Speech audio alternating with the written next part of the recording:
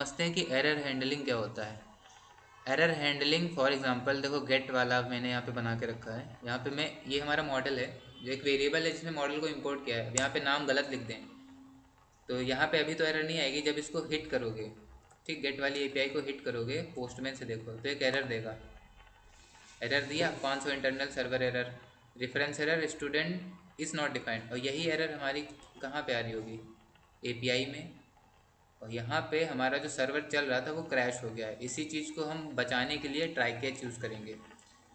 यानी कि error handling concept में आता है हमारा ट्राई कैच। इसी को हम हैंडल करेंगे।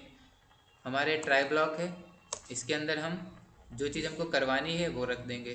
पूरा इसको उठाया, इसमें डाल दिया, ठीक। फिर यहाँ पे कैच ले लिया, एरर ऑब्जेक्ट ले लिया,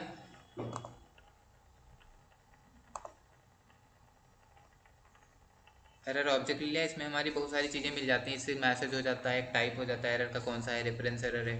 तो इसमें से हम मैसेज निकाल लेंगे। तो वो कैसे लिखेंगे, यहाँ पे देखो, इसको हटा देते हैं, कमेंट कर दो, स्टेटस भी हटा दो, रिस्पॉन्स डॉट जेसन सिंपल रखो। रिस्पॉन्स डॉट जेसन में क्या चला जाए, मैसेज में हमारा स्टैटिक मैसेज ना जाए, जो एरर में एक्चुअल में आया मैसेज है वो जाए। और अभी मैसेज क्या आया था यहाँ पे, स्टूडेंट इज़ नॉट डिफाइंड, ये हमारा था, क्या था, ये एरर थी। यही एरर मैसेज में चली गई। तो ये एरर अभी ये एपीआई को क्रैश नहीं करेगी, ये एपीआई हमारी बढ़िया चलती रहेगी। नीचे देखो, ठीक, अभी चल रही बढ़िया। अब इसको हिट करोगे जाके तो वहाँ रिस्पॉन्स में तुमको ये मिलेगा मैसेज, और एपीआई क्रैश नहीं होगी। अब इसको सेंड करो, देखो मिला message, student is not defined. तो ये हमने क्या कर लिया है, एरर को हैंडल कर लिया है, एपीआई क्रैश नहीं हुई। अब वही मैसेज दिख रहा है जो एक्चुअल में आया है। नहीं तो हम यहाँ पे अपना मैसेज भी पास कर सकते हैं। फॉर एग्जांपल इसको हमने स्ट्रिंग बना दिया, तो ये वहाँ पे अब रिस्पॉन्स में मिलेगा एरर डॉट मैसेज। तो हमको ऐसे नहीं करना है, कर भी सकते हो, बट जो एक्चुअल में मैसेज आया है वही हम पास कर देंगे। कैसे, कैच में जो ई लेते हैं या एरर लेते हैं, वो एक एरर ऑब्जेक्ट होता है, उसमें से मैसेज को निकाल के भेज दो, किस में, एक की में, मैसेज में भेज रहे हैं या एमएसजी में भेज रहे हैं। तो यही तुम्हारा रिस्पॉन्स में जा रहा है। तो जब भी एपीआई को हिट करोगे तुम्हारा क्या आएगा रिस्पॉन्स में, एरर होगी तो एरर आएगी, नहीं तो जो भी मैसेज आ रहा हो रिस्पॉन्स से। अब ट्राई कैच काम कैसे करता है, पहले कोशिश करता है कि ये चल जाए। अब जब नहीं चलता है, इसमें कुछ एरर होती है, वो एरर चली जाती है कैच ब्लॉक में, और कैच ब्लॉक में एरर के पास चली जाती है, एरर ऑब्जेक्ट में, उसमें से मैसेज में वो सेट हो जाती है जाके। तो हम वही एरर डॉट मैसेज निकाल के मैसेज में भेज देते हैं, मतलब एक ऑब्जेक्ट बना के भेज देते हैं जेसन में। और यही हमारा क्या है, रिस्पॉन्स डॉट जेसन, यानी कि रिस्पॉन्स है बैकएंड से।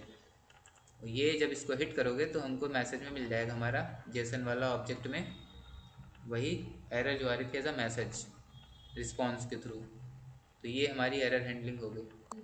सो जैसे हमने गेट के लिए यहाँ पे बनाया था एपीआई को, इसको सही कर देते हैं। वैसे ही जब भी हम एपीआई बनाएंगे या एपीआई को फेच करेंगे तो ट्राई कैच लगा के यूज़ करेंगे एरर को हैंडल करने के लिए। असिंक अवेट ट्राई कैच से बहुत डिफरेंस है। ट्राई कैच एरर को हैंडल करने के लिए यूज़ करते हैं, असिंक अवेट प्रॉमिस को हैंडल करने के लिए यूज़ करते हैं। ये हमारी एरर हैंडलिंग हो गई। अगर तुम चाहो तो एरर को कंसोल में भी दिखा सकते हो, कुछ इस तरह से लिख के यहाँ पे कंसोल डॉट लॉग अपना मैसेज लिख दो कि एरर इन फेचिंग स्टूडेंट्स, कौन सी एरर है वो मैसेज डाल दो। और यही मैसेज हम रिस्पॉन्स में भेज रहे हैं, ताकि जो एपीआई फेच कर रहा है हमारी, अगर कोई एरर है तो वो देख पाए वहाँ पे।